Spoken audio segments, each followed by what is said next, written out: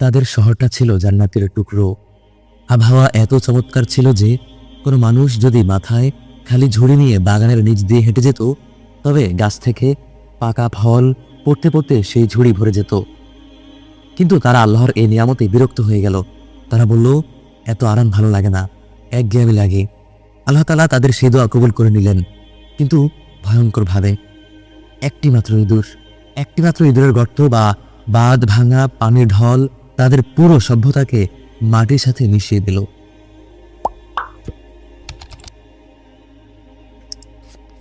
আসসালামু আলাইকুম।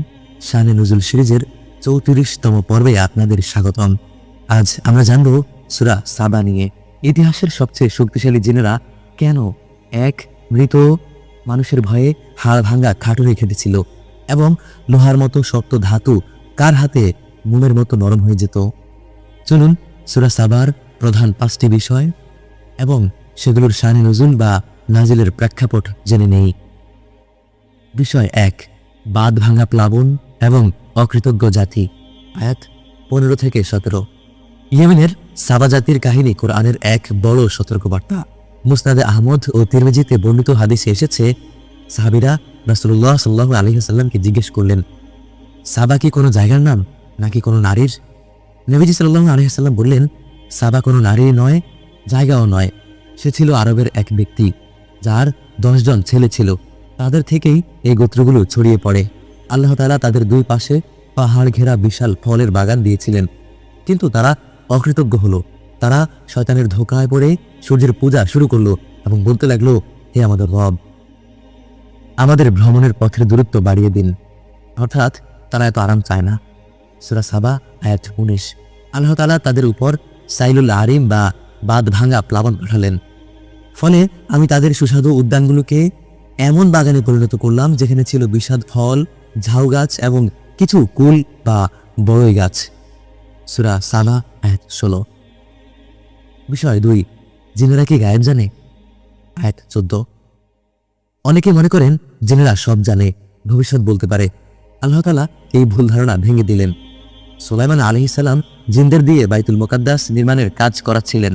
কাজ শেষ হওয়ার আগেই তার মৃত্যুর সময় ঘনিয়ে এলো। তিনি লাঠিতে ভর দিয়ে দাঁড়িয়ে নামাজে বা ধ্যানে মগ্ন অবস্থায় মারা গেলেন। জিনেরা ভাবল তিনি জীবিত এবং তাদের কাজ পর্যবেক্ষণ করছেন, তাই তারা ভয়ে হাড় ভাঙ্গা খাটুনি খাটতে লাগলো। দীর্ঘদিন পর যখন একটি উইপোকা বা দাব্বাতুল আর্দ তার লাঠিটি খেয়ে ফেলল, তখন তিনি মাটিতে পড়ে গেলেন। যখন তিনি পড়ে গেলেন, তখন জিনেরা বুঝতে পারলো যে যদি তারা অদৃশ্যের খবর জানতো, তবে তারা লাঞ্ছনাদায়ক শাস্তিতে অর্থাৎ কঠিন পরিশ্রমে আবদ্ধ থাকতো না। সূরা সাবা আয়াত 14। এই ঘটনা প্রমাণ করে যে জিন বা শয়তান কেউই গায়েব জানে না। বিষয় 3, নরম লোহা ও কৃতজ্ঞতা। আয়াত 10 থেকে 11। সাবার অকৃতজ্ঞতার বিপরীতে আল্লাহ তাআলা দাউদ আলাইহিস সালাম এর কৃতজ্ঞতার কথা উল্লেখ করলেন। আল্লাহ তাআলা দাউদ আলাইহিস সালামকে বিশেষ এক মুজিজা দিয়েছিলেন। তিনি যখন লোহা হাতে নিতেন, তা মোম বা আঠার খামিরের মতো নরম হয়ে যেত, আগুনের প্রয়োজন হতো না। আল্লাহ তাআলা বলেন, আমি তার জন্য লোহাকে নরম করে দিয়েছি এবং বলেছি, তুমি প্রশস্ত বর্ম তৈরি করো। সূরা সাবা আয়াত 10 থেকে 11। দাউদ আলাইহিস সালাম নিজের হাতে বর্ম বানিয়ে বিক্রি করতেন এবং সেই উপার্জনে সংসার চালাতেন। এত ক্ষমতার পরেও তিনি ছিলেন আল্লাহর চরম অনুগত। এটাই মুমিনের বৈশিষ্ট্য হওয়া উচিত। বিষয় 4, কাফেরদের ভুল ধারণা। আয়াত 35 থেকে 37। অনেকে মনে করেন আমার অনেক টাকা আছে, তার মানে আল্লাহ তাআলা আমাকে পছন্দ করেন। মক্কার কাফেররাও তাই ভাবত। মক্কার ধনাঢ্য ব্যক্তিরা দরিদ্র সাহাবীদের দেখে বলতো, আমরা ধনে জনে তোমাদের চেয়ে বেশি শক্তিশালী। আল্লাহ যদি আমাদের উপর অসন্তুষ্টই হতেন, তবে এত টাকা কেন দিলেন? পরকালেও তো আমাদের শাস্তি হবে না। তাদের এই ভুল ভাঙতে আল্লাহ তাআলা আয়াত নাজিল করলেন, তোমাদের ধন সম্পদ ও সন্তান সন্ততি এমন কিছু নয় যা তোমাদের আমার নিকটবর্তী করে দিবে, তবে যারা ঈমান আনে এবং সৎকর্ম করে তাদের কথা আলাদা। সূরা সাবা আয়াত 37। রাসূলুল্লাহ সাল্লাল্লাহু আলাইহি ওয়াসাল্লাম বলেছেন, নিশ্চয়ই আল্লাহ তোমাদের চেহারা বা ধন সম্পদের দিকে তাকান না, বরং তিনি তোমাদের অন্তর ও আমলের দিকে তাকান। বিষয় 5, কিয়ামতের মাঠে ঝগড়া। আয়াত 31 থেকে 33। দুনিয়াতে যারা অন্ধভাবে কোনো নেতা বা দলের অনুসরণ করে পাপ কাজ করত, কিয়ামতের দিন তাদের অবস্থা কি হবে? আল্লাহ তাআলা কিয়ামতের এক দৃশ্য তুলে ধরলেন। যেখানে দুর্বল অনুসারীরা তাদের অহংকারী নেতাদের বলবে, তোমরা না থাকলে আমরা মুমিন হতাম। নেতারা পাল্টা বলবে, আমরা কি তোমাদের জোর করে পথভ্রষ্ট করেছিলাম? বরং তোমরাই তো অপরাধী ছিলে।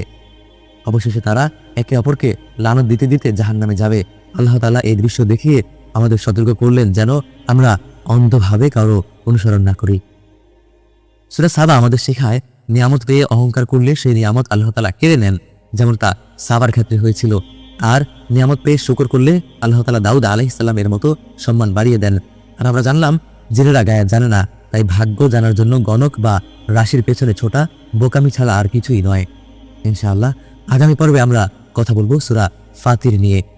ফেরেশতাদের ডানা কয়টি এবং আসমান ও জমিনের কান্না বলতে কি বোঝায় আসলে, সেই পর্বটি দেখার আমন্ত্রণ রইল।